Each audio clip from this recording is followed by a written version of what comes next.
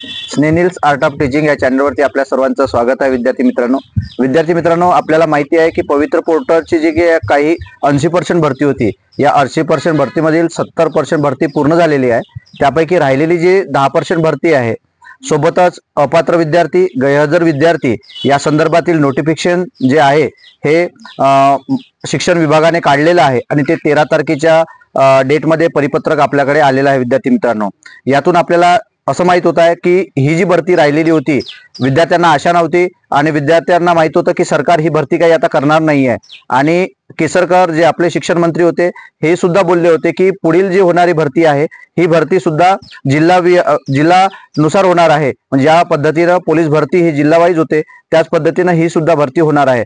परंतु शासनाला कोणत्या अडचणीला समोर न जाता एक निवडणुकीचा समोर एक भाग म्हणून त्यांनी ही भरती करण्याचे ठरवलेलं आणि यामध्ये त्यांनी एक परिपत्रक काढलं आणि त्या परिपत्रकामध्ये काही 3 मुद्दे आहेत.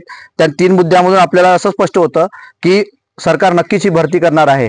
आणि जे विद्यार्थी आता अपात्र राहिलेले आहेत, गैरहजर होते आणि जे बिंदू नियमावलीच्या संदर्भातील ज्या 10% जागा होत्या, हे कॉलेजेसना, शाळांना, संस्थांना सुद्धा यांनी परिपत्रक काढलेलं आहे की राहिलेल्या ज्या जागा आहेत त्या जागा तुम्ही शो करायच्या आहेत, दाखवायच्या आहेत. म्हणजे त्यानुसार आपल्याला जाहिरात किती येते, त्यामध्ये जे विद्यार्थी आता टेट झालेले आहेत, दुसरी जे टेट होती त्यात राहिलेले विद्यार्थी, ज्यातून बाहेर गेलेले विद्यार्थी होते, या सर्व विद्यार्थ्यांना यामध्ये संधी मिळणार आहे आणि त्यांच्यासाठी ही गुड न्यूज आहे. विद्यार्थी मित्रांनो, असलेल्या ज्या जागा आहेत या अपडेट आपल्याला कायमस्वरूपी राहायचं आहे आणि यामध्ये कमी जरी स्कोर असला तरी पण आपल्याला ही संधी आहे, ही संधी गमावू नका. आणि याकरिता आपल्या या चॅनलला कायमस्वरूपी अपडेट असते, यासाठी आपण या माझ्या चॅनलला सबस्क्राईब करा.